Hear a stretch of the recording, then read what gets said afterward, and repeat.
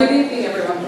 I was told I needed to hold this close, so I'm not sure that's quite true. But anyway, thank you, good evening, everyone, and thank you for coming this evening for this discussion. And can I also say a big thank you to Anne, to wherever you're hiding, and to the whole of the team at St Luke's for making the church available, and also to the school for opening up their car park, which is really appreciated. This evening we have a very simple goal. We hope to give you as residents the opportunity to understand even more kind of Harborough District Council's plans in terms of the local plan and also the implications of national government policy on what is likely to happen to our communities. We all recognise that we need affordable housing, we need the infrastructure that goes with housing, and it is not straightforward to decide where new houses go. We recognise that fully. But over the last few months, some of the concerns we've had previously, and some of you may have come to our last public meeting about housing in the Harborough District, there has been insufficient engagement, in our view, with local communities and insufficient time given to scrutinise by those who are elected to be the decision makers. Because as MPs, our job is to scrutinise what government does when it comes to housing and to local plans and to planning policy. It's elected local councillors whose job it is to actually vote on to make decisions about whether the local plan is right for our communities. Now, concerningly, less than 0.1% of the adult population of Harborough responded to the Regulation 18 consultation on housing. So this is, as you can see, partly where our concerns come from. Next stage is that proposals will go to councillors the week before Christmas. That will be thousands of pages of reports for a £3.1 million plan. And then on the 16th of January, the council will meet to decide whether they want to go forward and how to go forward. There should then be a further 8 weeks, that's the minimum amount of time the council must consult for, 8 weeks, so I'd ask you to put that in your diaries to be ready. But as you can see, there's going to be a lot of movement and a lot of progress over the next few weeks, and it isn't a lot of time between the week before Christmas and the 16th of January for our councillors to look at what is being proposed.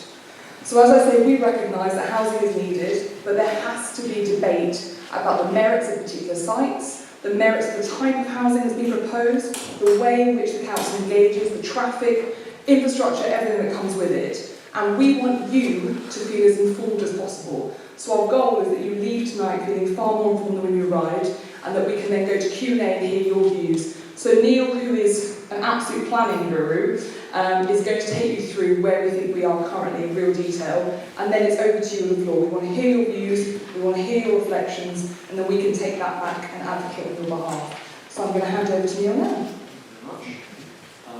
Thank you, and thank all of you for coming and giving your time on a cold Friday evening to go and sit in the church and hear about planning issues. Thank you for being engaged in this really important question for the future of our community. I'm going to talk quickly about firstly the big site that the government is keen to build on, then a bit about the context of the Harborough District's emerging local plan, and then a bit about some of the other sites that are up for consideration as part of that local plan in this rough area between Oadby, Glen, Thurnby and Houghton.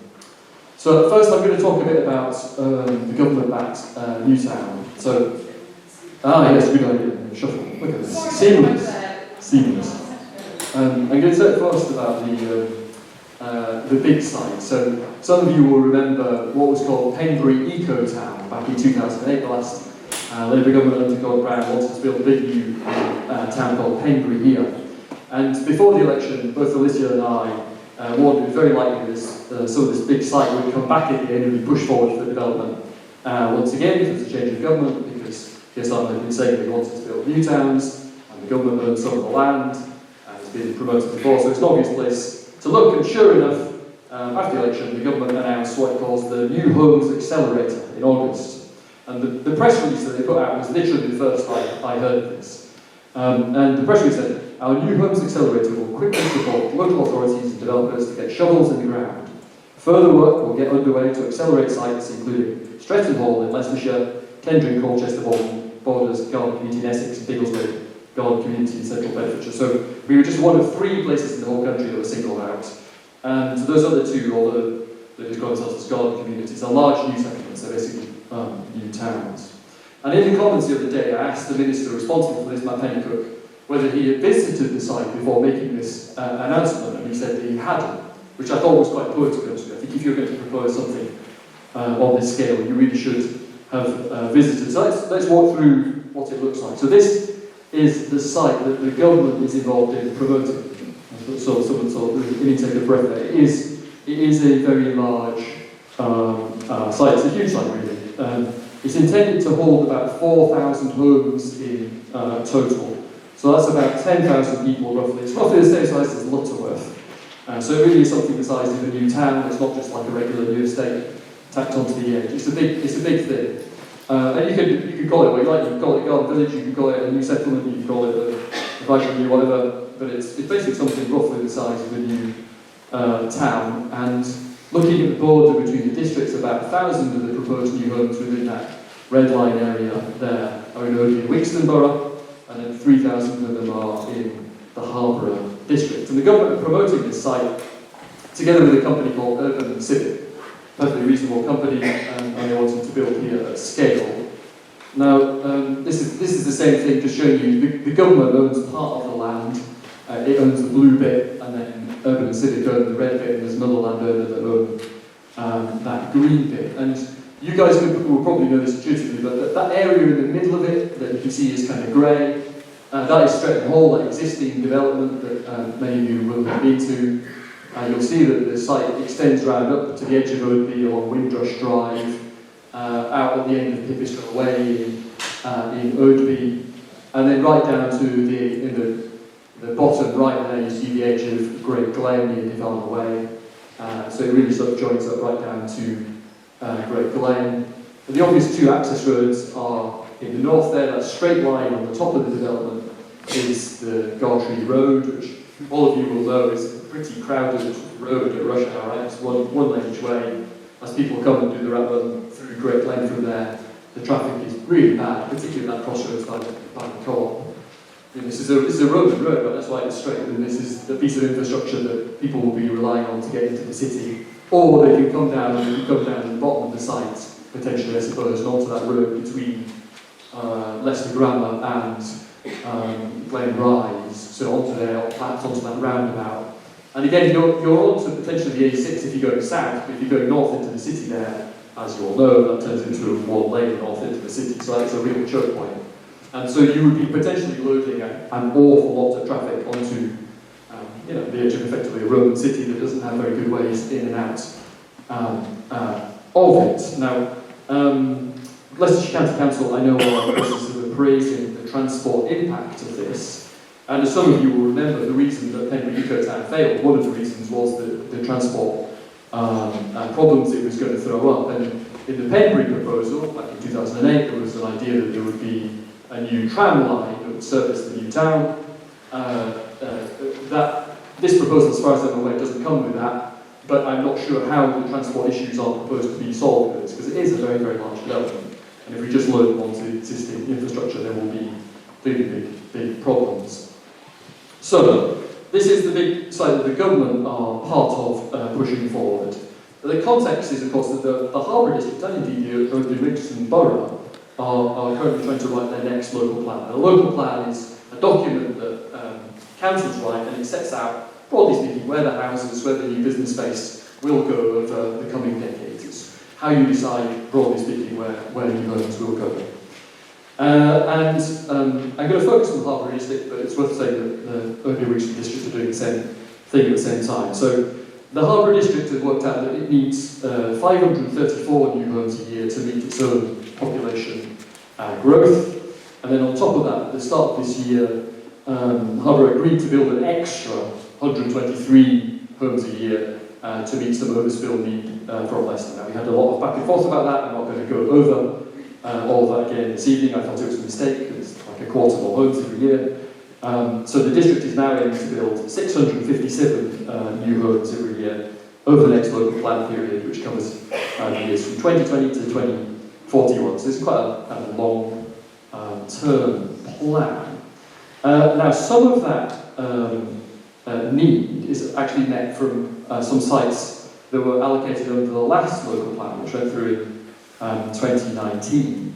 And Harbour District, in their recent document called their Regulation 18 consultation in the jargon, they say, including a supply contingency of 20%, we would need to identify a total supply of 16,556 homes between 2020 and 2041.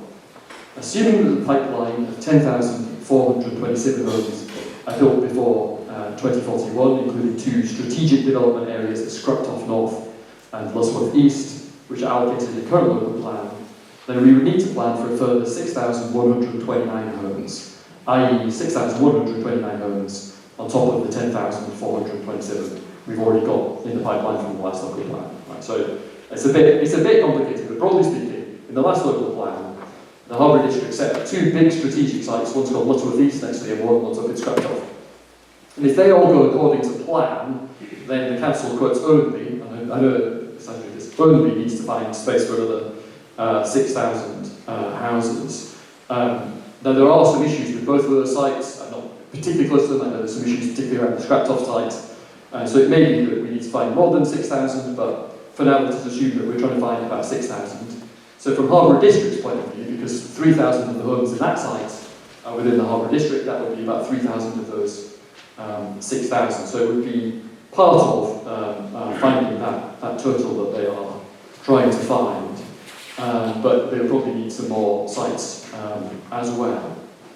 Now, I'm going to do a bit of an aside here, just because this is a bit of complexity, I know, but officials in the district, perfectly reasonably, will also have their eye on the next local plan after this one, because they've got to think always about keeping these local plans up to date. And one thing that will make their job more tricky in the Harbour District, and indeed in the Erdley Wixton District, borough, is that the new Labour government has changed the way that housing need is allocated, and it's done various things which, broadly speaking, the effect of which is to move numbers and houses out of the cities and into more kind of shire areas. So in a recent announcement they said that the Harbour District's housing target will go from 510 a year to 706, so that's an increase of a bit over a third. And for Erdley Wixton, it's having its requirement increased from 198 a year to 389 a year, so it's roughly doubling. A very tricky situation for Erdley Wixton. The Labour is joining us this evening, and it will be tricky for them too. In contrast, the city of Leicester is actually having its need reduced. They're going to have to do about a third less, going down from 2,435 to 1,690. So a big shift from a kind of urban-led, brownfield-led approach to a more kind of greenfield, spreading outwards approach. And it's the same pattern all over the country. I'll just show you a bit about the effect of that. This is a map. It's a bit hard to read here, but broadly speaking, the areas in blue are the ones that are going to see that their housing targets increased. The areas in red are the ones that are seeing their housing targets reduced. You can see on there that all of London, which is a pull-out of in the bottom right, is seeing its numbers sharply reduced. London's target is going down by 18,000 a year, about a fifth less, and ours is going up. And you can see all the other cities in red. You can see the West Midlands picked out, and also the Derby, Leicester going down. Anyway, so this is just a bit of context. So the context is going to get more tricky for both Harbour and Erdley Wixton in the next round of local planning. And so, perfectly reasonably, the district will be thinking about sites that can deliver in this local plan period, but also open up further developments in the next local plan as well. And even with this big development that the government are involved in and pushing forward, the district will be looking for other sites as well on top of that. And so we're going to have a quick look at a map of the sites that are currently that have come forward so far for planning permission. Now this is an old map. This is effectively from 2021. Let's see if we can get this onto the next slide. It's a little bit hard to read here, but you can see the areas in yellow and green there are the ones where there are sites that are being pushed forward for development. But because this is an old map, I want to warn you right up front, there are 3 things that are wrong with this map. This is the current map that's if you go on the Harbour District's website today, this is the map you will see. But there are 3 things that we all know are wrong with it. Firstly, it shows all of the farm care estate coming forward for development, but we know that only that lower half of it that I showed you at the start, that's the bit that's coming forward in this local plan. The rest of it will, I'm sure, will come forward for development at some point in the future, but in this local plan it's the lower half of it. So that makes it slightly less than it seems on this map. On the other hand, this does not show any new sites that have come forward since 2021. And we know that there will be a lot more of them. I think Simon Dalton, who's here for kindly this evening, has said that there will be many, many more sites coming forward when we see the updated version of this map, which I think we will see shortly, because it was due to be out in October. It's been now delayed until the end of November, but we'll soon have an updated official version of this map from the Harbour District. The third thing that's a problem with this map, that's not the fault of the council, is that it naturally just goes up to the edge of the Harbour district. It doesn't show you what's happening in Oadby Wixton. So what I've tried to do is to bring together, to update the map so that it shows you the bit of the site that is actually going forward, and it shows you also the bits of the sites that are also being proposed as part of the Oadby Wixton local plan. And that's important because one of the things here is the cumulative impact of doing a bunch of development on the Oadby Wixton side of the border, and then also more development on the harbour side.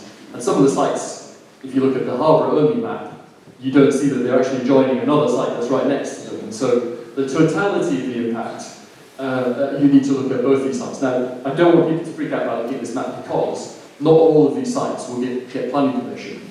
They don't all have to get planning permission. And it's still to be decided.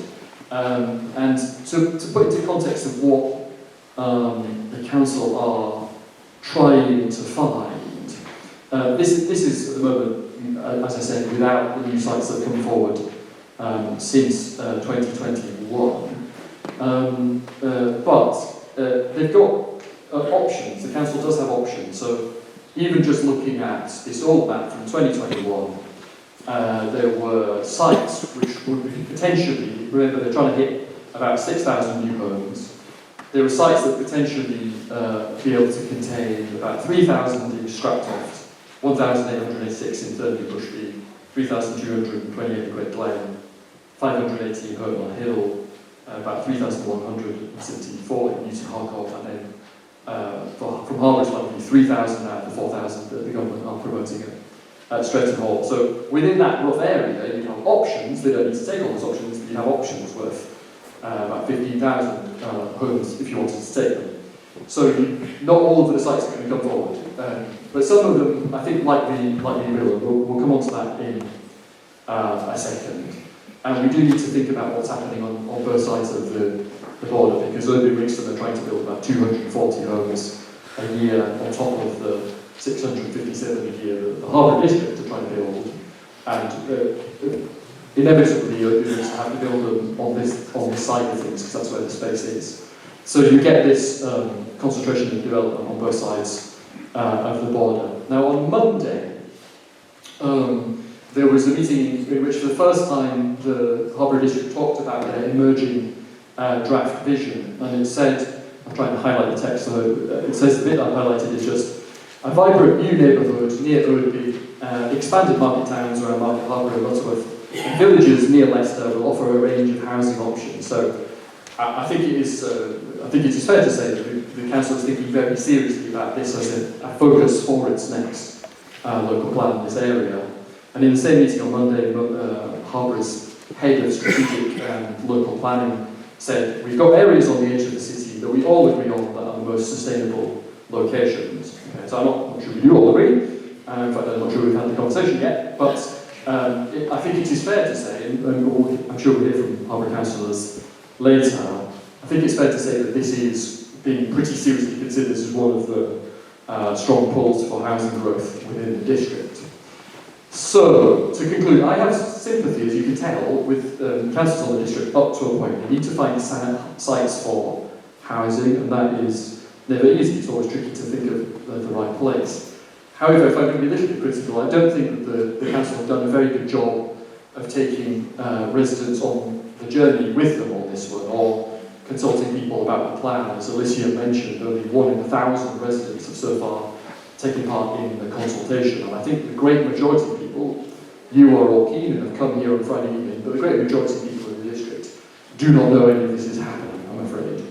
And the process that Alicia set out also is slightly wrong to me, because we now know that local councils won't even see the full updated map of the sites that are looking for planning permission until the end of November. And then they will, 1 week before Christmas, on the 19th of December, get the actual proposal of which ones the council wants to take forward. And then they will be voting on the 16th of January, just after Christmas, on putting out this final plan to consultation. Now, things can still change after the 16th of January, but the cement will start to set pretty quickly. and that will become the default option, the one that is put forward after the 16th. And then unless there is some big show-stopping issue that nobody has thought of so far, that will become the thing that gets put forward to the government, and that will be the thing that becomes the law, and those will be the houses that are built. And it does strike me as pretty extraordinary that we are sort of weeks out from this process beginning and a vote in January. And can I just quickly ask, can you put your hands up? Which of you have seen so far the map that I showed you first, this red line map of the area that the government wants to promote? Who had seen this map? 4 people, 5, 6, 7, okay? 8, 9.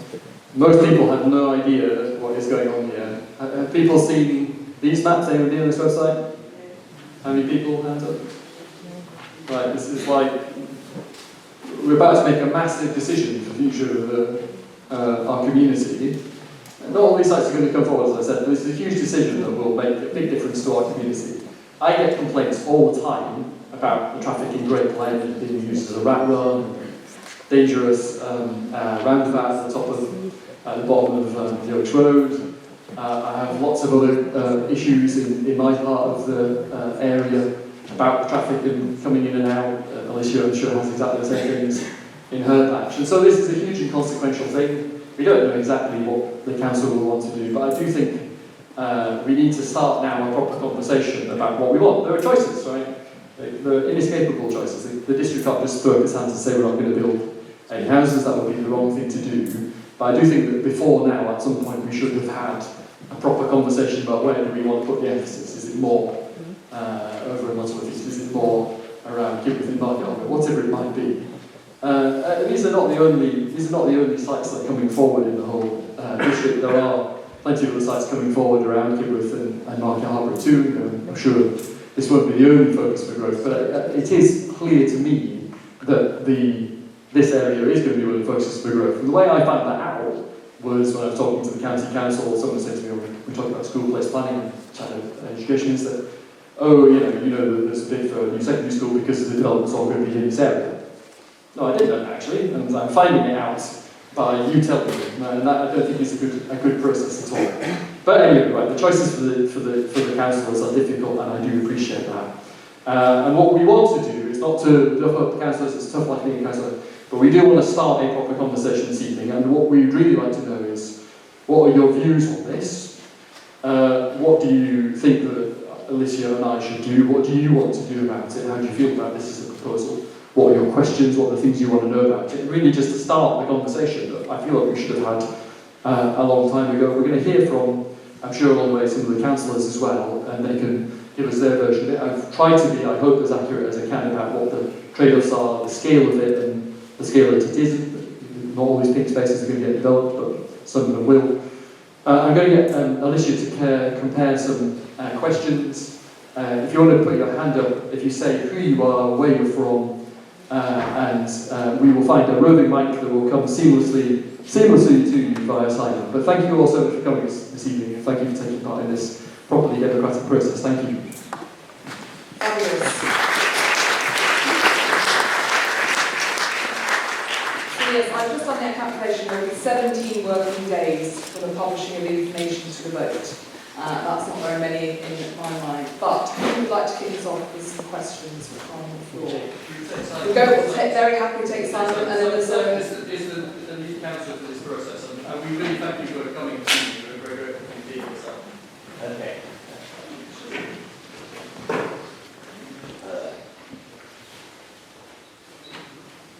Hello. Right, that's working. Good. Right, thank you very much. Yes, my name is Simon Dawson.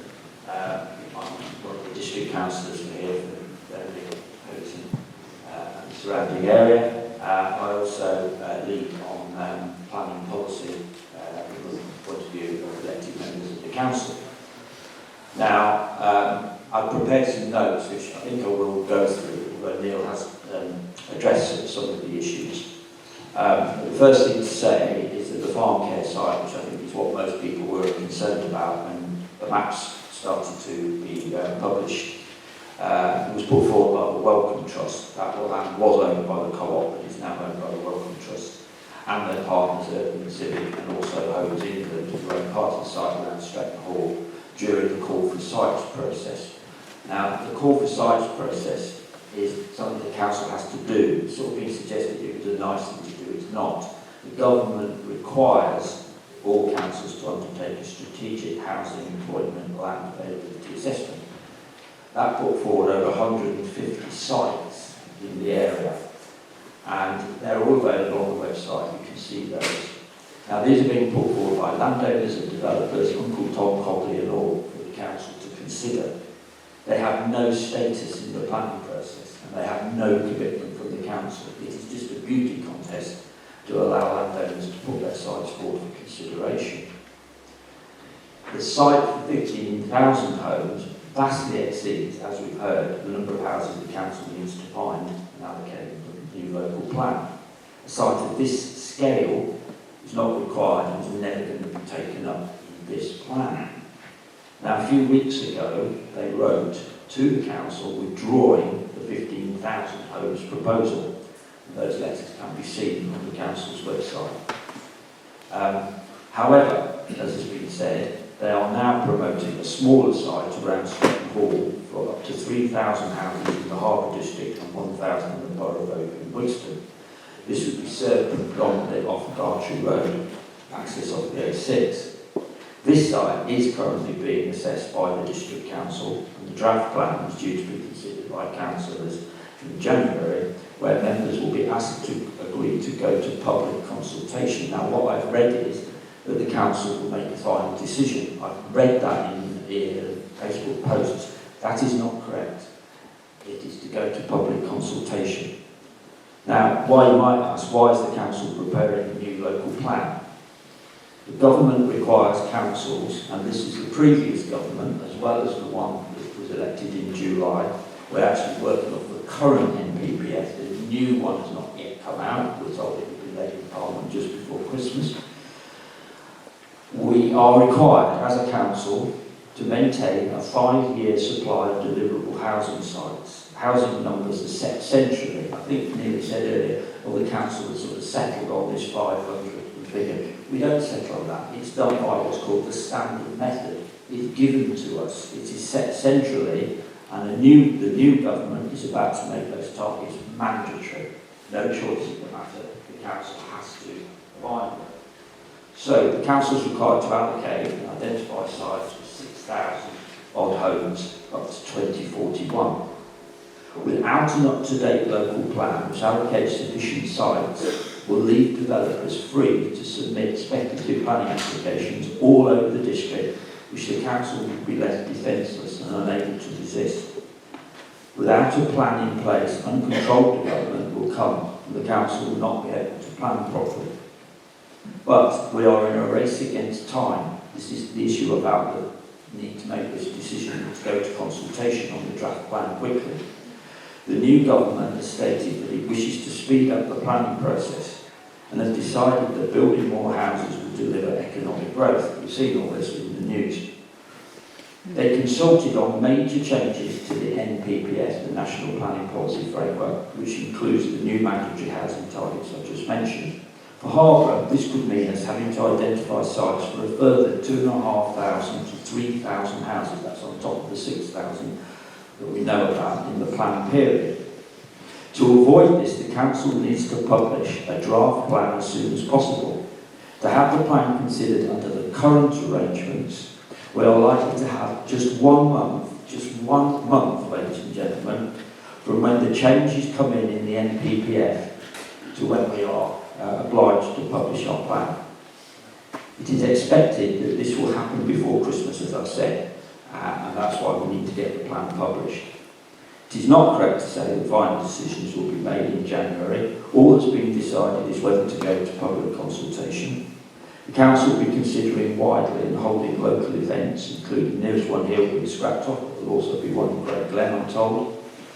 And they'll all go back to councils to decide whether to submit the plan to the planning inspector. Now, the planning inspector has not been mentioned this evening. In the end, they hold the key as to whether the plan is found sound and can be adopted. As I say, that decision would rest with the planning inspector. So the threat is likely to come from plan changes to the planning system that the new government intends to introduce. My concern is that the desire to speed up the planning system will be at the expense of local democracy.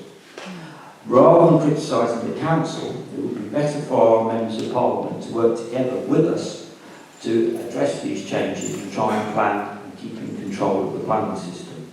And just to finish, Neil mentioned your question to the Planning Minister, Matthew Pennicott. He was also on the radio the other day saying that it's quite clear that councils that drag their feet with their local plans will be targeted for intervention. In other words, if we don't get on and do this, it will be done to us. So, we want to have a proper debate about where the best place for these homes to go is, and this site that's been put forward, as I say, is being technically assessed by the planning officers, and then people can have their say. But in the end, we have to produce a local plan. We have to get a plan over the line. And you're quite right, this is one area of focus for development, but so is Market Harbour, that's being considered for significant development. So are some of the larger villages. Lutterworth's already got 2,750 houses being planned at Lutterworth East. Mention was made of Scraptoft North. Now, if Scraptoft North was to go ahead, there'd be need for virtually no more houses in Fernby than Scraptoft. The problem is that Scraptoft North at the moment is unviable. In other words, the cost of dealing with the site, and building the houses, and the developers get their profit, is just not viable. If Scraptoft North doesn't go ahead, we have to replace that 1,200 with something else. And that is an enormously difficult decision that we're facing. So I'll leave it there. I'm happy to answer any questions, but we are between a rock and a hard place. And the changes being introduced by the government, new government, are not making the matter any easier.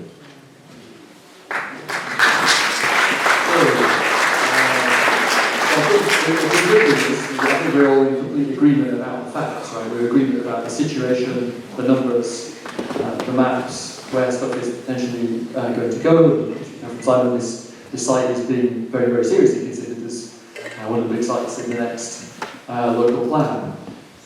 Now, there are lots of issues. I've talked a bit about the questions about the transport, but of course there are many other issues about partly ecology, partly the social infrastructure, the schools, partly the question of all the other things you need to do to make a development of this magnitude work. And I'm interested partly this evening in hearing your views on some of those questions. There are choices. The Harbour District is a lot bigger than Oakley Wigston, and there are choices about where things could go. You could, for example, try and do more. The route of new development around Lutterworth East, pick a different site. So there are difficult things for the council to choose. It's not got an endless array of options, but there are options, and nothing yet is set in stone. So I'm really just keen to hear from you about your reaction to the suggestion that this is one of the big sites, and about the nature of what is likely to come forward. You saw on the maps earlier on that it's not just the big government site, there's also plenty around Houghton as well, also down in Kibworth, things like that. So I'm really interested in views from people on how people fundamentally feel about this as a proposal and what they think it would mean for them. I think the only thing I'd add, we're going to go to the gentleman in the corner there, is that I really, really appreciate you saying you're going to do lots of engagement, because I think we've been quite clear for the last 2 years, particularly when it came to the agreement that HDC did make if they didn't need to, that they were going to take on less as unmet housing need, that again it required MPs holding a meeting for there to be that discussion with local people. So I'm really grateful for that. I hope you'll also consider more than 2 months consultation on this. It's fundamental for each of our communities too. 8 weeks is the bare minimum. We need you to know about these things. It shouldn't take us holding this meeting tonight for you to hear from your own houses about what's going on. And that's the frustration that seems to be the repeated situation that we find ourselves in. The gentleman in the corner. Thank you. Colin Hyde, live in Great Glen. I think all of us in the room here appreciate the need for more housing. We've all got children that are looking to buy a house, and we know how expensive and how difficult that can be. So I have a question and a comment. My comment would be, my concern is for infrastructure.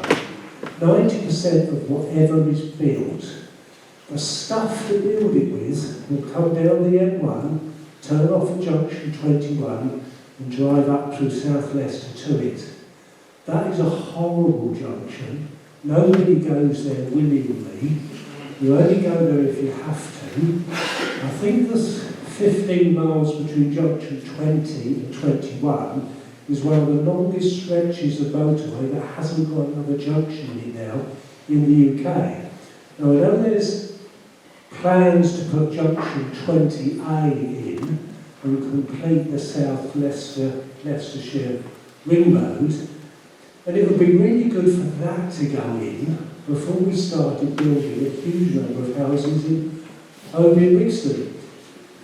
My comment would, hopefully you'll be a lot closer to this than I will, but is the demand there for this? This week we read that our birth rate is falling off a cliff. I believe in 2028 the young cohort into our schools declines drastically then.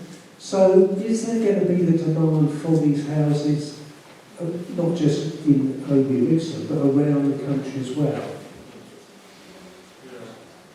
So on that last point about demand, one of the reasons why the government's come up with this new methodology is that they have a target of 1.5 million homes, and in successive rounds of Office for National Statistics forecasts about population growth, each forecast has shown a smaller one, because exactly as you said about the birth rate.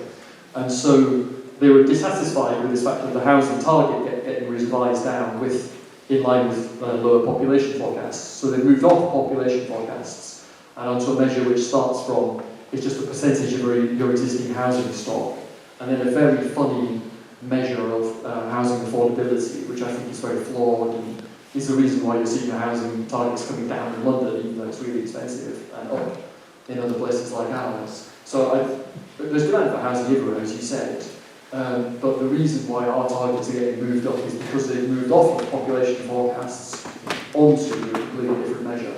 And I take all the points you made about infrastructure. I think it's really interesting about the motorway junction, but that's a very long way off, I think, if it's ever going to happen. And I do wonder, question back to Simon, whether is there any place that people can find out more about the big site and the sort of the access points and the infrastructure? Is there anything more in the public domain yet about that? Michael, come to you just one second. Thanks, Simon. So the call for sites process was 2021. They repeated that as part of their last consultation, and they've got a whole load more sites. Some sites are duplication. They just sit on top of it, and they're trying to work out exactly what the new pieces of land are that are being put forward. That is due to be published by the end of this month, so you will be able to see what the differences are between the two. And as I've indicated, the site for 15,000 that will just come out, drop off, and it's not under active consideration. There is very little information that I've seen published about the Stretton Hall site. It's just a map with a site and where the access would be. What is happening at the moment is, as you rightly said, Neil, there's a technical assessment going on, so the county council has asked for its views about education provision, what would be required, highways, environment agency, flooding, electricity, all the things you would need to think about for infrastructure, for a development of that size. And that will be part of the evidence base that will be published with the draft local plan, and it will require people with interest in that matter to plough through all those documents. Yes, it is going to all come out just before Christmas. And yes, I for one am going to be spending my Christmas doing it, because I've not seen any of these documents. The board councils haven't seen any of these documents. The officials have the documents, they're working on them. Members have not seen them. And yes, so there will be work to be done. That's what we get elected to do. It's got to be done. The reason it's got to be done is the government's likely to give us 4 weeks to go put our plan out for consultation. Otherwise, we'll have to move to the new national planning policy. Thank you. It's so helpful. What our sense is the main access point is going on through Gartree Road, as you said earlier. No, the main access is off the A6. There's a big roundabout as you come out of Overview. It's got a leg on it that goes nowhere. That's so is come the out, access. come out both ends, both into the north and the south. I'm not aware that the proposed, and the last thing you want is to put more traffic onto Gartree Road. So there wouldn't be. I'm not aware that, when you showed that map of the area, but not all that area will be developed. And another thing, over the life of the plan, because these things take so long, it probably wouldn't even start for 6 or 7 years. The likely delivery on that site over the life of the next plan is around about 1,200 houses, not 3,000. That's what they could deliver, about 100, 120 a year on that site. But I'm not aware that there's any, the last thing you want is a vehicular access out of that. My understanding is it's proposed that the access will come off the A6. We have a point of agreement, what we'd all like, and we'll see what comes forward. But there, back, please.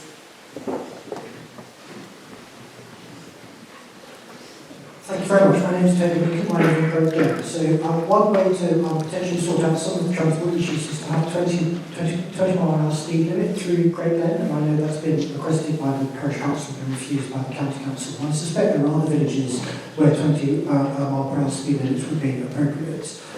I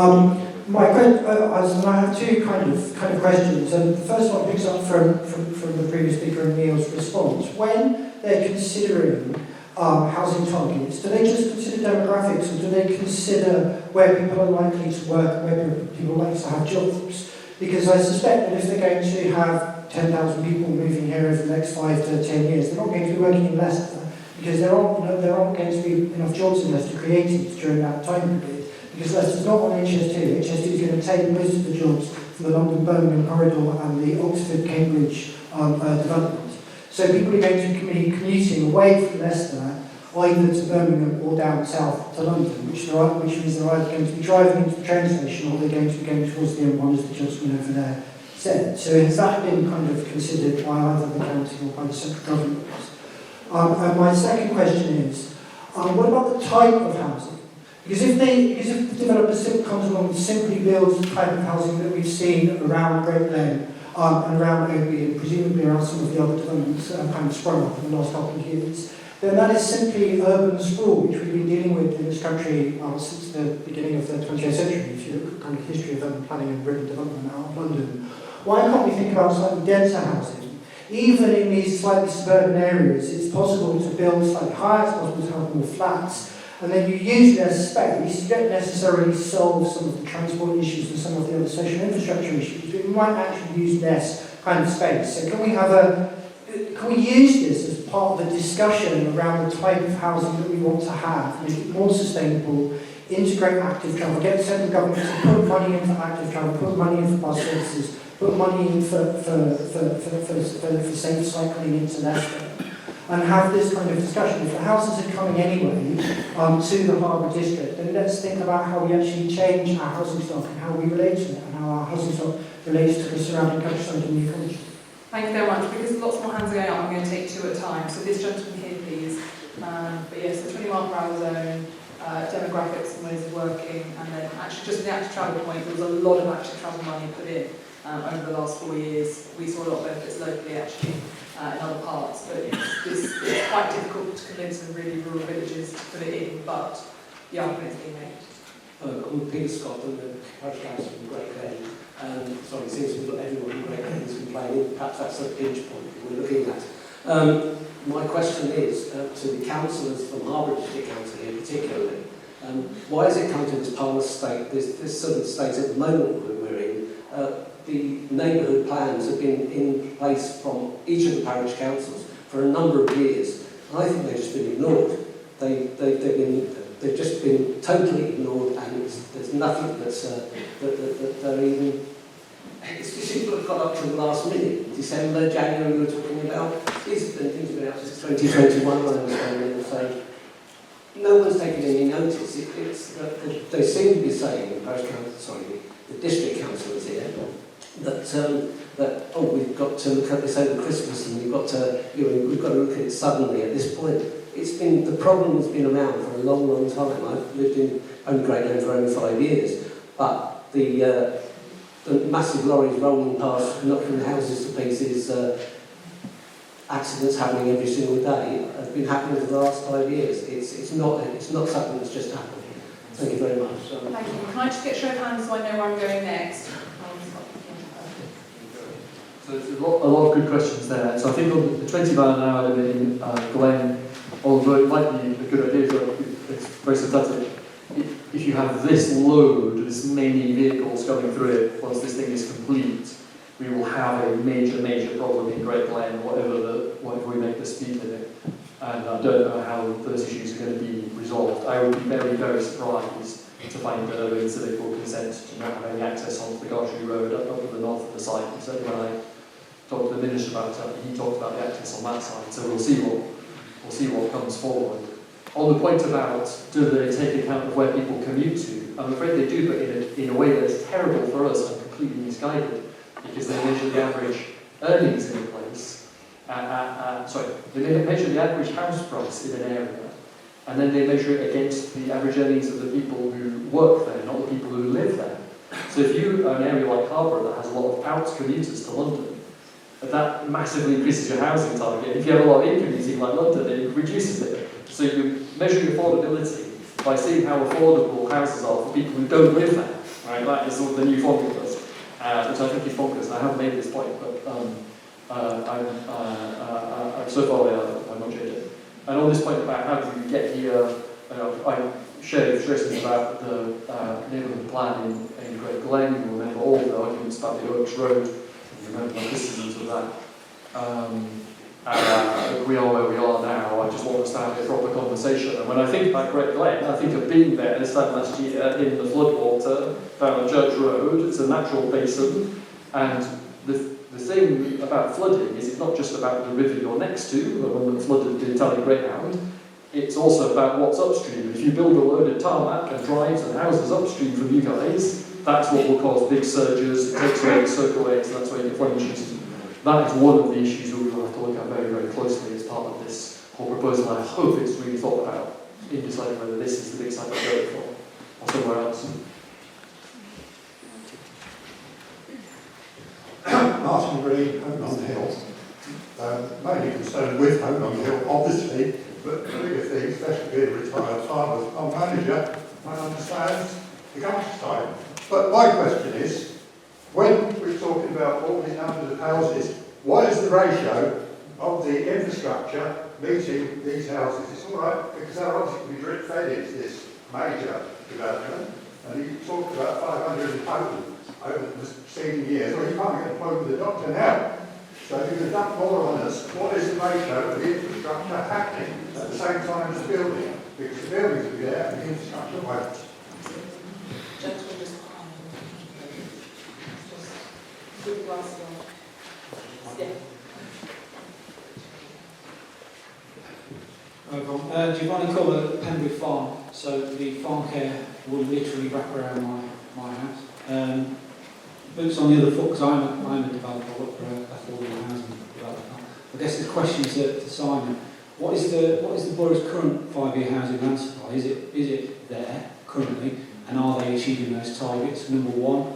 I know Urban and Civic, I've bought sites of Urban and Civic, they're massive, and they've got an infinite pot of cash to plug these sites and make all of these reports that they need to tick all the boxes, say what they need to say. They will dance around, play lots of games with the local council, its planners, tie them up in knots, and ultimately it will be allowed. I've been there, I've seen it, I see it firsthand. The boot's very much on the other foot for me now. So yeah, I guess that's 2 questions there. Do you want to go Simon first? Yeah. Thank you, Simon. Well, at the moment, we have a very good, healthy 5-year land supply. It's over 600 a year, and last year it was over 900. We've actually over-provided. We built more houses, and that's the problem with the planning process. You have a new local plan, and all the sites come forward in the early few years, and then you start to have a problem a lot later, and then you have to review the plan. So at the moment, we have a good positive, and we have a firm reason to be able to turn sites down that are not in the local plans. So My concern, and this is the one that actually does keep you awake at night, if the figure goes up, the annual requirement goes up by circa 250, we probably won't. Okay? So local plan or no local plan, the national planning policy framework then kicks in to decision making. And the local plan policies get pushed to one side. That is the worry, if they put the figures up by that huge amount. So, sir, on your question about infrastructure, it's probably the bane of Neil's and mine's life, since we don't make the local planning decisions, but the infrastructure is something that comes to our door, because people say, well, we've just had this done on our plate, where's the infrastructure? It is almost impossible to control what happens once the site goes ahead in terms of the point at which infrastructure is delivered. I'm working very hard at the moment where there are local planning decisions likely to be made in other parts of our constituency, where although I can't force it, I'm having to sit down with developers and say, you're saying you're going to build a new primary school, I cannot have you build a primary school for the first 5 years of this development because my other primary schools will lose people and they will become unsustainable. And the only power I have really is convincing them to be the good guys and do the right thing, and then for them to invest at the right stages. And it's incredibly frustrating because I always want to see infrastructure first. It's the thing I push for. In Melton Mowbray, I secured it. I said I wanted a new GP practice before we get all the housing that's going to come with the bypass. I was fortunate. I had developers that wanted to work with me in partnership. That GP practice is going to go ahead shortly for planning, and we will get there. But it's incredibly frustrating, and I wish that there was an easy way to create a solution for it. But I've looked at this and how could you legislate around this, and again, that's not straightforward either. So in fact, I tried to make an amendment, and I realised my amendment was not going to help. But no, it's the bane of our life. It's incredibly frustrating, but it does come down to trying as hard as you can as elected representatives to force the right infrastructure in the right places. The amount of partners involved, again, we talked about another secondary school. That's not just down to the developer, it's down to the county council, it's down to the government, it's down to so many people. There's no promises anyone can make to you, standing here tonight, that you will definitely get an additional pharmacy on top of what you've already got, or anything like that. It's really frustrating, and we don't see developers always follow through on their promises of infrastructure, which is very difficult, but that's what the council has to step in and hold into account if it's part of their planning permissions. Who else? Thanks. My name is Nicola Mescamon. I'm from Ownby. I was quite actively involved in the local plan consultation last year in Ownby, and we went along and we saw the maps and it was all explained to us, etc., etc. But what was strikingly obvious from your presentation this evening is that Ownby and Wigston's consultation on the local plan was done in complete isolation of Harborough's. So it's taken us, my friend here did the research and worked it out, but where the line is between Ownby and Wigston and Harborough, they're butting up against each other, okay? So my questions are, in terms of the timescales and the timelines for consultation in Ownby and in Harborough, are they the same?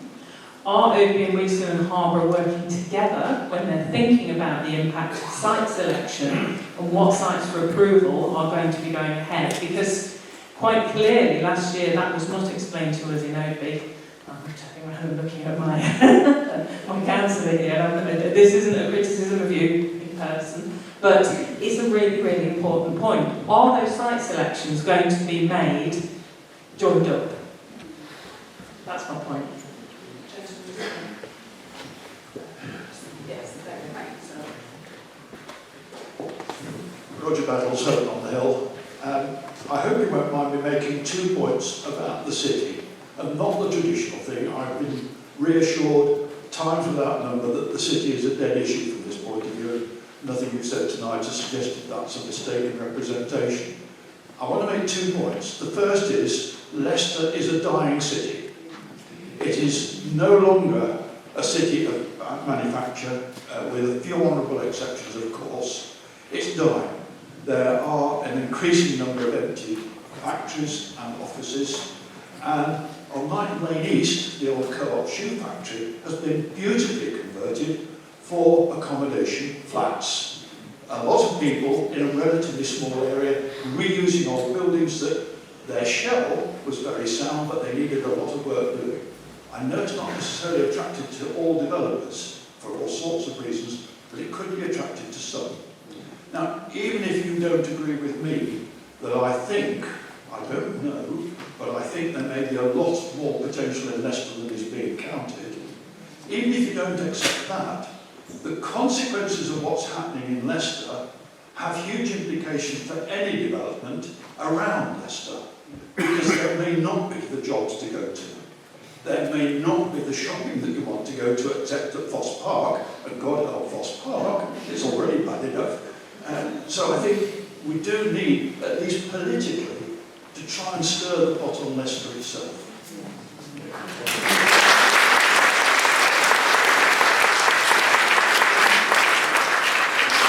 So on those 2 points, I'm not going to disagree with you. You know, we convened an entire public meeting more than a year ago, about this time last year, to make that exact point. Leicester has not delivered on its housing targets year after year after year. There is so much space where they could be building, and yet they got into this deal with Harbour Council where we're now going to have their unmet housing need. It does not make sense, and then it has been made so much worse by the government coming in and saying, I mean, the day I sat down and read that it was a 122% increase for Rutland next door, for example, of housing, that's all going to butt up again against Harbour Villages. And yet Peterborough, Leicester, London, significant drops in their housing targets. It doesn't make sense because they have the space and it's the right sort of place that should be getting the redevelopment they need, because it could make it more prosperous. It could make it somewhere that people want to go more. So you're going to have no disagreement from me except for sheer frustration that we are in the place where we are on that. And I'm going to hand over to you, Opie, because On that point, I know that the councils are, bringing Sammy in a second, but I know that the councils are working together between, I think it's Blakeney and Harborough and Oakley are thinking about certainly the traffic and other implications together about it. The other thing I'd say about it is you inescapably have a sort of cumulative impact. Oakley Wigston, the green space in Oakley Wigston is at the south and the east of the borough. That's where they're most likely going to put the housing. And so the Harbour District needs to think about whether you're adding on top of that, you're going to put more load on the same point, or you're going to put it somewhere else. So there's a choice. But I could bring in, it's good time to bring in Sammy. I don't want to put her on the spot. Very kindly, the leader of the Oakley Wigston Borough Council is here. Thank you, Gary. Thank you very much, Neil. And yes, my name is Samia Hank and I'm leader of Oakley Wigston Council. I'm not going to go into the details of why we are in the situation we are, and I think it has been said by previous speakers. But it is one of the facts that whether we had a Labour government or a Conservative government, the housing target would have remained the same. And the fact that we are having to build, or the housing numbers are going up, is not because they're using different methods, but it's probably because, or not probably, but it is because we haven't been, or successive governments haven't been able to meet that target over the years. The last Conservative government, they can meet their targets. So now the Labour government is accelerating that process to build more housing. Otherwise, the numbers will just go up and up. And in terms of Leicester's unmet housing need, although I don't agree with it, but in a few years' time, in our couple of more plans, probably about 10 years' time, Oakley Wigston probably will be in a similar situation to Leicester, where we would not be able to meet our housing numbers, and we would have to rely on our neighbours, that is other boroughs and districts in Leicestershire County Council, in able to meet our housing target. So, and it's not that the council don't approve their plans or don't consider all the options available to them to build those houses. They have to consider every single option to build the houses in their area if they have been given a target. And I don't disagree that Leicester hasn't been able to meet their target, but I also didn't agree with the last government's targets given to the cities, inner cities. They probably physically don't have the space to build those houses. They have to consider building upwards, they have to consider their brown space, they have to consider every single option available to them. Only then their targets will be given to other districts and boroughs. And that's what happened in Leicester's case.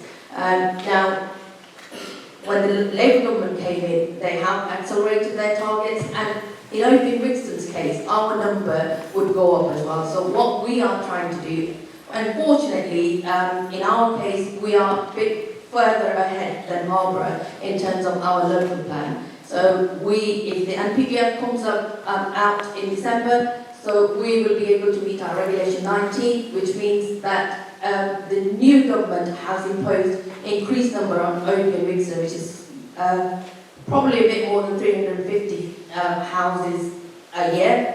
At the moment, our target is 249.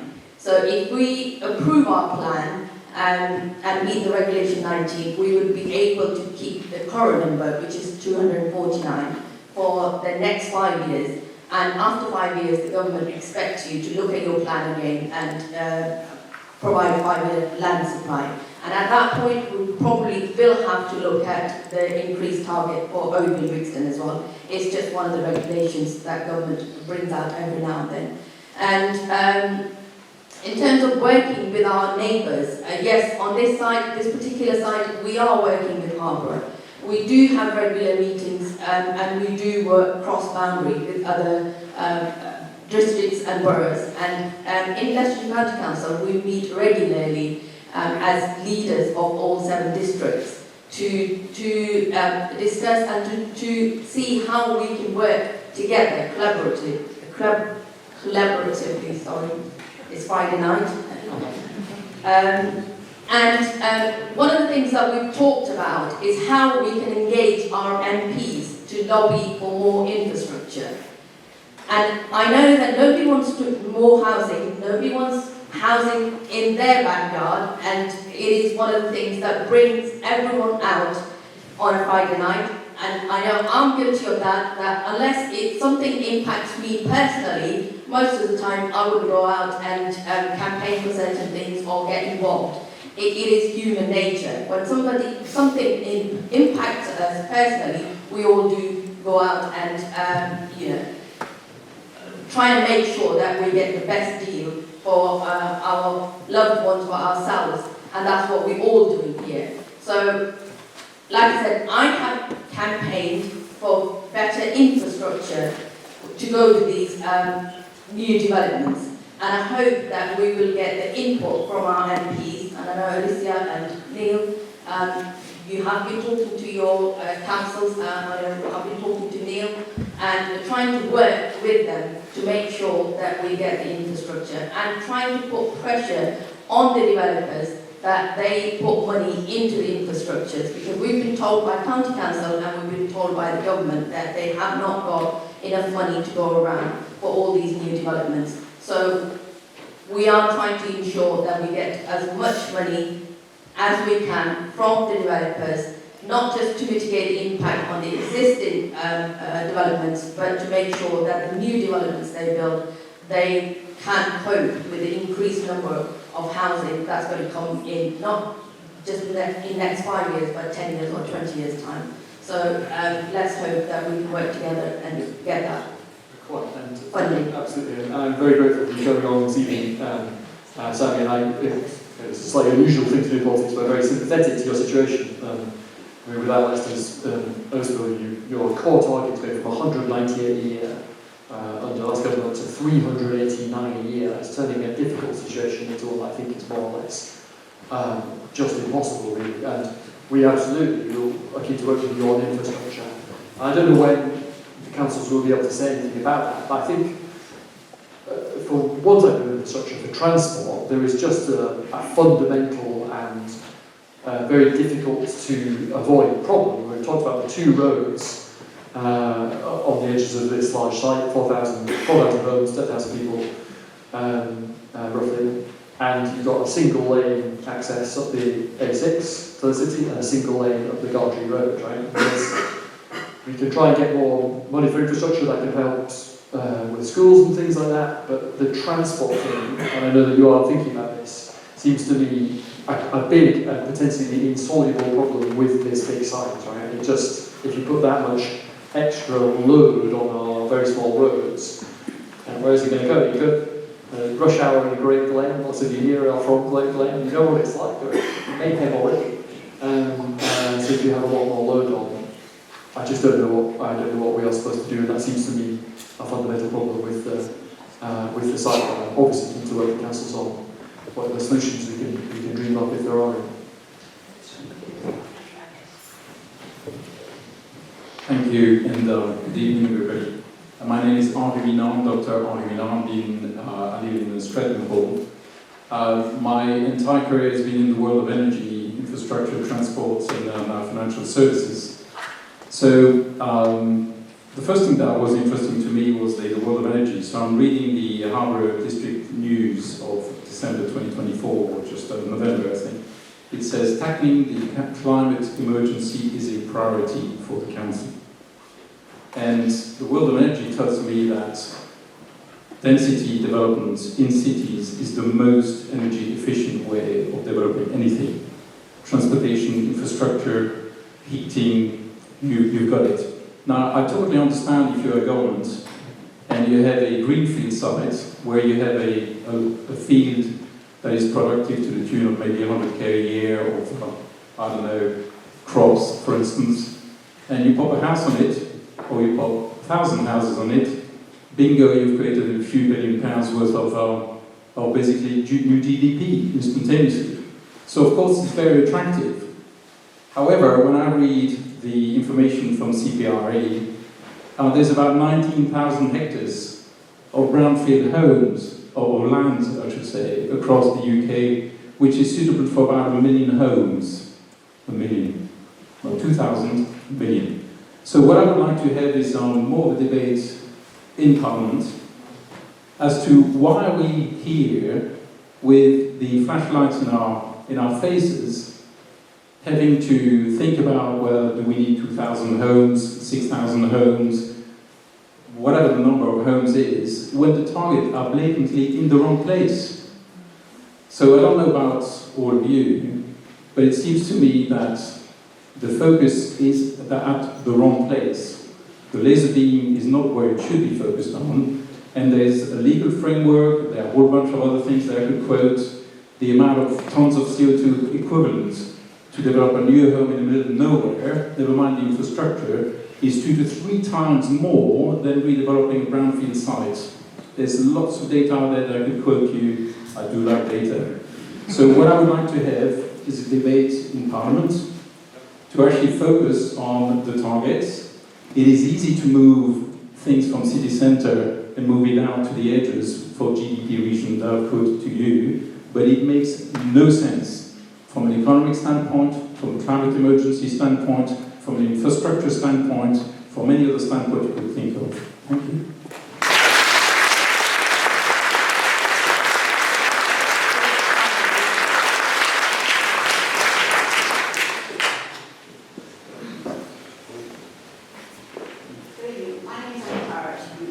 A little bit closer to the mic. My name's Anne Parrott, I'm Great Glen Parish Councillor. I'd like to first of all concur very, very strongly with the previous speaker and also the gentleman over here.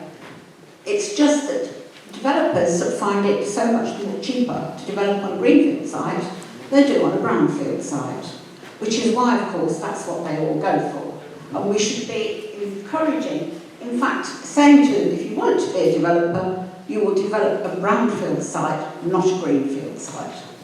Also, I want to say something about the farmers. We're very much in news at the moment. Every time we build on a field, greenfield field, we lose 2, 3, 4, 5, 10 acres of farming land. We must stop that because we can't feed ourselves anywhere near now. And the more farming land that we lose, the even further away from trying to feed ourselves to some degree are we getting. And it's absolutely crazy. You know,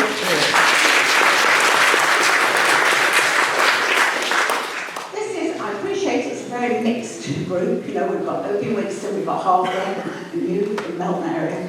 But as largely, this is a rural group of people.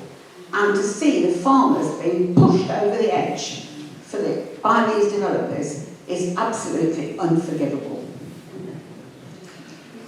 Can I just add one more thing? I've been told at Great Glen that we've got to have absorbed a whole load of development that Leicester City has said they can't develop. Why? Why have we got to absorb that? It goes in completely with what these two gentlemen have said about building on brownfield sites in the city. I mean, I've always lived in Leicester all my life, Leicestershire. I know, and I could name a whole load of areas in Leicester City boundary that are run down, dilapidated, and quite frankly, a disgrace. So why are we not using those to do it and just leave the rest of the people, leave the farmers, to get on with doing what they do well?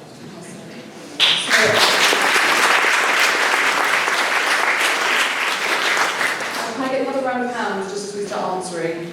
Yeah. So actually, it's interesting on your point about what happens if councils aren't meeting their housing.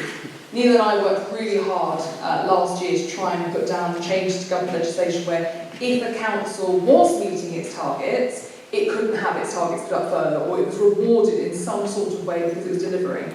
And those who weren't would have repercussions come in place. Obviously, they had the elections, but put pay to that. But your point on food security is so important because food security is national security. All these people who think that we can just magic them up, we've just lost 2,100 acres of beautiful, best, most versatile land on the Stamford-Rutland border to a solar farm. The government has announced that they are going to provide compulsory purchase rights to organisations to take more farmland away. It is really dangerous, the place that we are getting to. Over 50% of every solar application in the entire country is in Rutland and Lincolnshire, but we provide 42% of the country's vegetables. How do the two things align? They do not. So there is a massive strategic issue. I bang on about this relentlessly in Parliament, and I will not stop banging on about it, but I am gravely concerned about that point, let alone the measures announced in the budget last week that will drive out family farms. So it is really, really concerning. So to your point, I promise you the next speech I give in Parliament, I will make those points. If you're my constituent, I will write to you and ask for those points. If you're Neil's, I will ask politely for permission to speak to you. But you're absolutely right, and I have given speeches around those points, but not as well as you just put them. So very happily I will make those points, because these are the arguments. We always want to find more ways for us to make those arguments to government. I hope they listen, and that might be a way that we can do it by going through the DESNE's Energy Department to try and make the MHCLG Housing Department listen to us. But we'll try our best.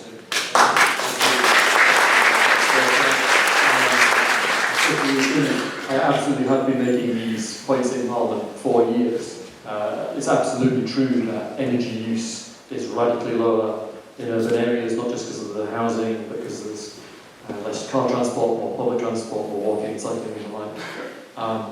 And Britain has, as you know, the least dense cities anywhere in Europe. We're right next to one that is full of brownfield sites, and yet we have, with the new government, chosen to take that housing need and take it out of the city, where it would be good for the city and help to regenerate it, and we're instead going for the easy option, the more profitable, cheap and cheerful kind of greenfield sprawl, right? Even though that is the opposite of what most of Europe is trying to do for environmental reasons. It's not actually, you've talked about it as an easy way to GDP, it's not particularly good for the economy, it's bad for agglomeration gains. And I have said this multiple times in Parliament.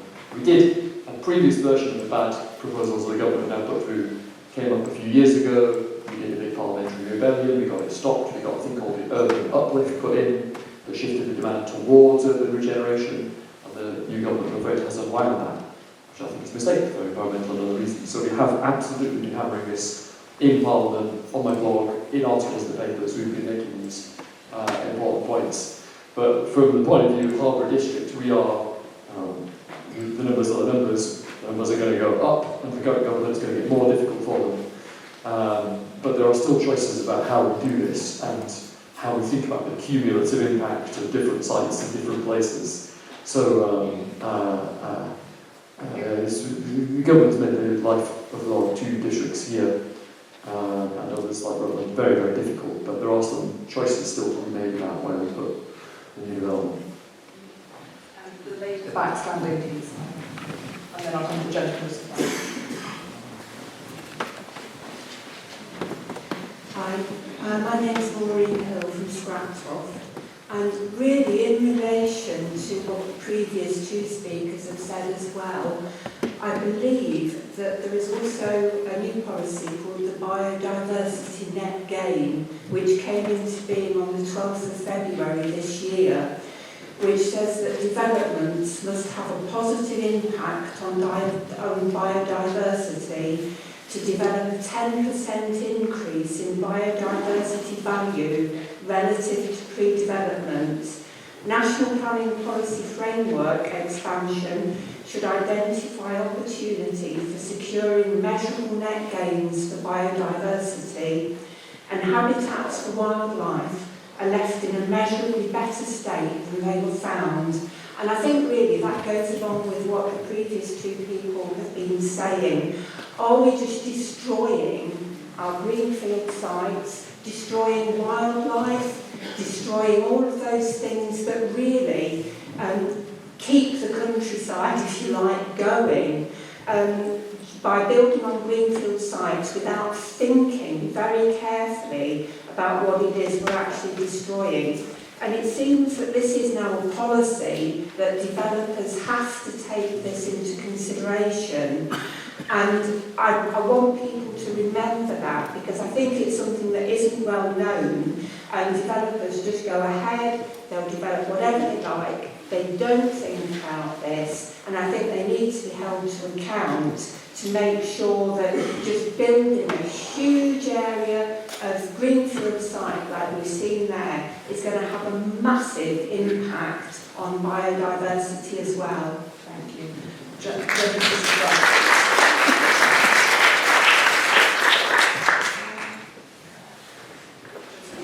The glasses. Christopher Weston, formerly of Turlangsman, now just moved a mile up the road, and I live at the old care village at Shanklin, which is in fact therefore a brownfield site, we might say, in the middle of the countryside. There are 26 houses built on this site, and they're all huge. Most of them are, they're all detached, and all the people there are either retired like myself, or they commute away from the district. So that's just why I'm here tonight. And I heard about this meeting through a message that was forwarded to me on Facebook. It was Neil's announcement of the meeting. But what I want to comment on is the fact that right at the beginning of the meeting, we were told that there was insufficient local engagement with the plan. And what I really want to ask is what you want us to take away from the meeting tonight that can improve that local engagement. People I've spoken to when I said I was coming to this meeting, because we aren't in the area affected, we're a little bit further out. And so people said, why are you bothering to go? They're going to build this eco-town anyway. And so that really is the point I wanted to make. And you've heard a number of comments tonight, but I wonder what we can do in order to improve local engagement, which you're asking for. Thank you. Thank you.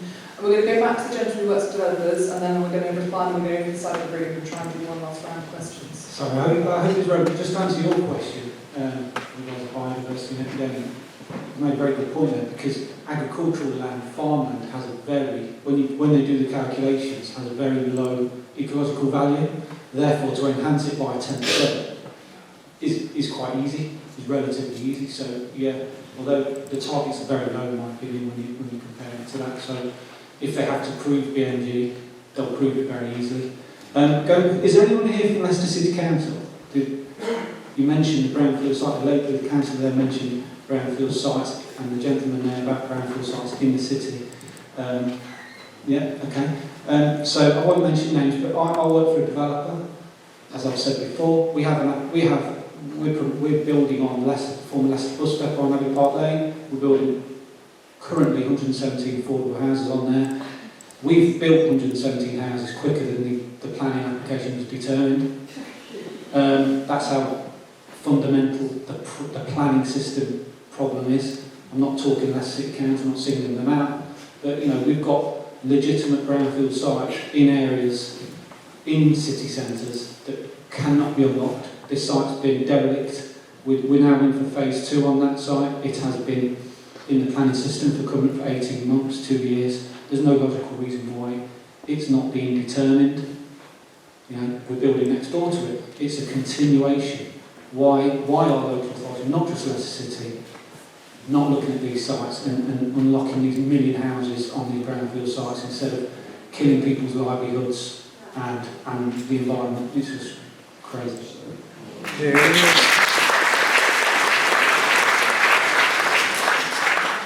Absolutely. So on the question of the biodiversity net gain, developers are quite adept at buying credits and things like that, so they normally find a way to prove that it will meet those requirements.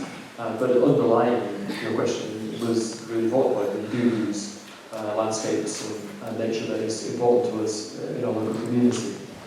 On the question about what we might do about it, we will talk about that a bit at the end. And one of the first things I'd say is that there's a bit of paper going around. If you'd like to be just kept in touch with everything's happening, please do sign up. If you've got your email, we'll make a mailing list about the next steps in this. And one of the things I think I would encourage people to do is to email or talk to your local councils about it, because they will face an important decision. They will know about the stuff. They're the people who will be getting sent these documents in a few weeks' time. And they'd be interested to know their view on, do they favour this as the site, do they favour something else, what do they want to do? So I think starting to have a conversation with local councillors, but trying to keep together the group, fantastic turnout team, amazing number of people to give up the Friday evening, but trying to create a mailing list so we can all stay in touch, I think would be a very useful first step. But we'll talk more about that in the end, so we will come back to that question. Gentleman just by the door, who's very kindly stood on this. Hello, I'm James Stevens from Houghton on the Hill. I think we might be getting a bit off the point, talking about brownfield in the city versus greenfield in Harborough, because that decision has been made and the government has a large majority. And my understanding is if we don't come forward with a plan, then a plan is imposed upon us. So that debate is really over, and I think for the next 5 years we're going to have to look at greenfield sites in Harborough. And we may or may not like that, but that's the fact. And if we don't come up with a plan, someone else will and impose it upon us. I think just a very quick answer. That's why we want you here this evening, because we want you to have a say in what that plan is. We know we're going to have to build, but community consent matters, because actually you're not going to have your children say no if it's not right for you. The fact the Labour government, by mistake, emailed all of us as MPs with edits that they made in the planning form where they stripped out the word beautiful on every single page, was very helpful to us because we saw their track changes, but it has to be right for our communities. And so that's why discussion, you're right, we are getting to other points. Doesn't mean that we're not going to take those wins to argue. We are still going to make those arguments in Parliament repeatedly. But yes, you need to have a say, you need to speak to your councillors, you need to tell them how we do this best, in the best interest of our communities. Can I get a final show of hands? I'm going to try and, was it just you, sir? No, it's one at the very, very back. I'll start there. Yes, good evening. My name is John McFadden, I live in Scotland. I think we're on the same point here. I think the last 4 speakers have started to focus on what the problems are. The problem is that we are driven in an economy that is fueled by growth. As long as we have an economy fueled by growth, the Labour Party has already said that's its main driver, is growth. We need to move towards sustainability, ecology and well-being.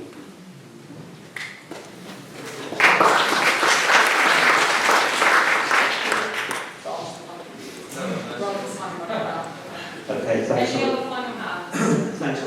Thanks, Alicia. So my name is Phil King. I'm a councillor for Kibworths Ward at Harbour District. I'm also the former leader of the District Council until 2023. And I was also the planning portfolio holder doing what Simon's doing there, leading the last local plan through. I'm also the county councillor for Market Harbour West and Foxton. So a lot of very interesting information has been said. I'm grateful for the portfolio holder at Harbour giving us a bit more information about the local plan we did last night at the confidential briefing for councillors. Not that many councillors bothered to turn up. I think that in total there was only 8 out of 34 at that meeting. And the meeting we had on Monday, I think it was 10. I think that's right. So out of 34 councillors, I make that, and there was 2 of us who were duplicated at that meeting. So I think out of 34 councillors, that's not a really very good turnout. So all I'd say is there is a bit of a democratic deficit going on at the moment. A few people have asked, well, why have you got into this position? So one of the things that hasn't been mentioned is something called the Strategic Growth Plan. Now that's something that all the councils in Leicester and Leicestershire signed up to about 8 years ago, and they worked up this sort of long-term growth plan options for Leicester and Leicestershire, and during that process the City Mayor said that he wasn't going to take any more growth in the city than what he had to, and he wanted the rest of the surrounding, the outer donut of Leicestershire as it's called, to take the growth. And a number of my then council colleagues decided they would accept that growth from the City Mayor because they were under pressure with their own local plans. We held out, and unfortunately the new administration at Harbour last year then caved in and agreed to accept that because they said that they had to. We disagree about that, but we don't want to rerun that because that's been accepted. But unfortunately, one of the issues that we now face with this site at Stretton Hall and the farm care situation is that in this document, Strategic Growth Options, which was published earlier this year, one of the major growth corridors is the A6. And that is absolutely there. And so therefore the council has signed up to that, Harp District, Wigston, all the councils in Leicester and Leicestershire have signed up to this. There are other growth corridors as well, but the corridor, the A6 growth corridor, which includes Oadby, Great Glen, Kidworth, all the way to Market Harbour, is one of the main growth corridors that's been identified in that plan, and that's not been withdrawn. Harbour haven't withdrawn from it, despite things they said they would do before the last election. So there are a lot of complicated issues, and I'm really pleased to see so many people here tonight. And what I would say, is what people can do is when these plans are published, is hopefully we'll be able to let you know. I'll certainly be doing that as a ward member in Kidworth, tell my local residents about how they can make comments in the local plan consultation process to ensure that their voices are heard. Thank you.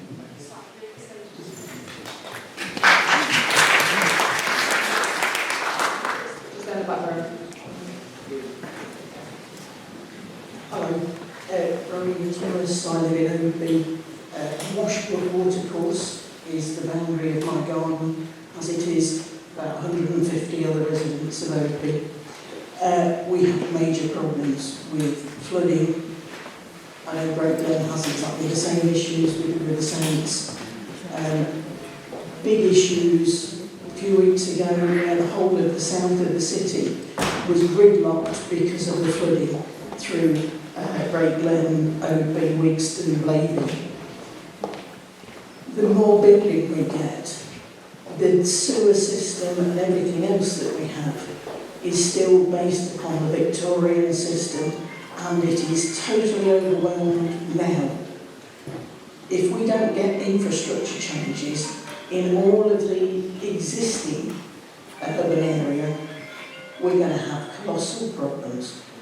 Thank you. Very last from the gentleman, very, very back.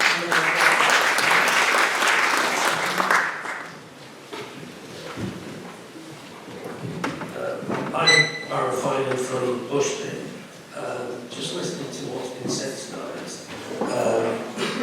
and particularly what was said recently about attendance at planning meetings and what have you by councillors, where they say 8 out of 34 came with 10 out of 34. The bottom line is, a lot of this planning work has to be done by the executive of the different councils and the planning departments themselves, who should be spending a substantial amount of their time addressing these issues and coming up with good options that the councillors and local MPs can consider. So I am baffled about why we have got to this stage, and I think in part it's because we haven't got effective communication to the residents. It's a bit piecemeal.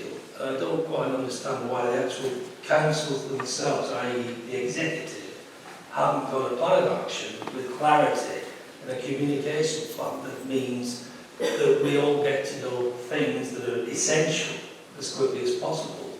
Because Harbour District Council does issue a newsletter.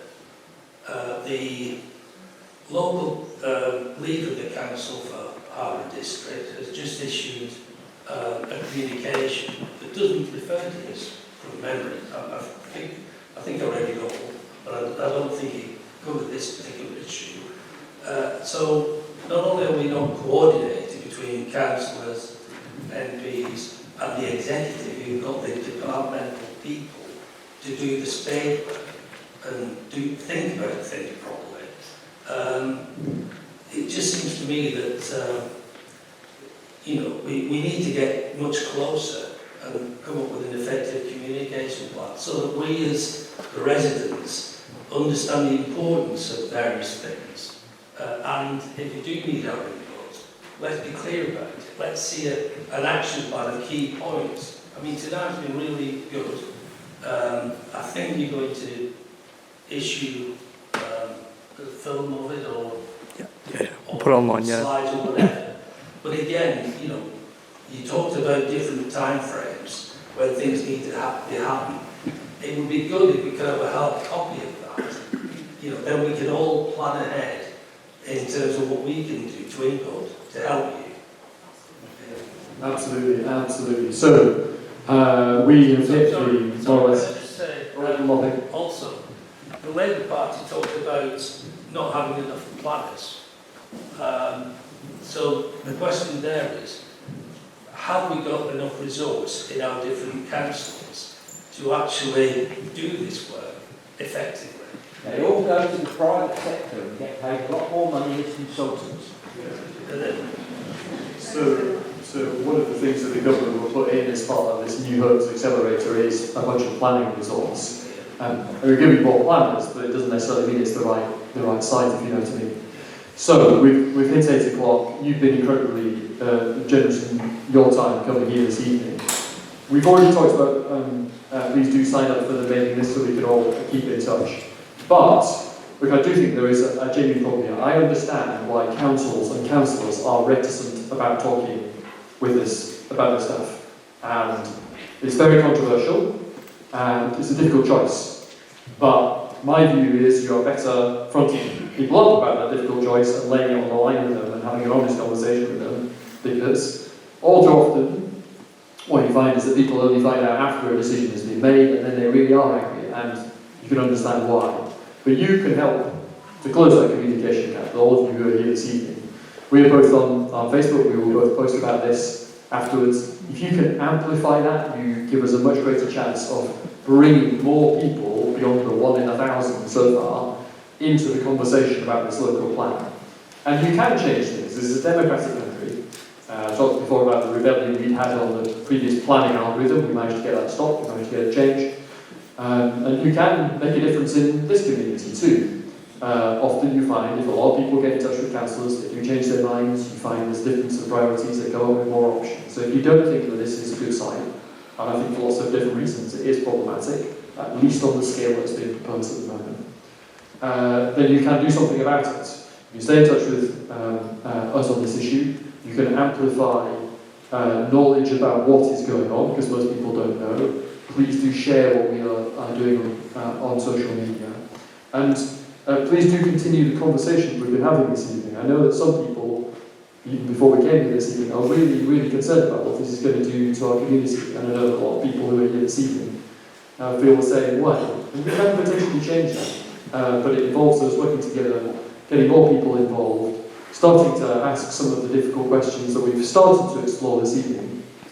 But also talking to our democratically elected local councils. Ultimately, it will be in their hands. I'm grateful for those who have come this evening from all sides, all different parties.